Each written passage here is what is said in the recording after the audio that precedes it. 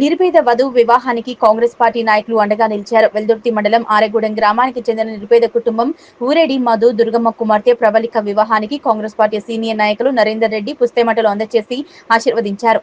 నిరుపేద కుటుంబాలకు అండగా ఉంటామని, ఎల్లవేళలా నిరుపేదలను ఆదుకుంటామన్నారు. ఈ కార్యక్రమంలో మాజీ వైస్ ఎంపీపీ సుధాకర్ గౌడ్, తలారి మల్లేష్ తదితరులు పాల్గొన్నారు. ఈరోజు వెల్దుర్తి మండలం ఆరెగూడెం గ్రామంలో ఒక నిరుపేద కుటుంబానికి ఏదైతే ఊరడి మధు దుర్గమ్మ వారి కూతురైనటువంటి ప్రవళికకు ఈరోజు వాళ్ళ పెళ్లికి సంబంధించి పుస్తమట్టలు అందజేయడం జరిగింది.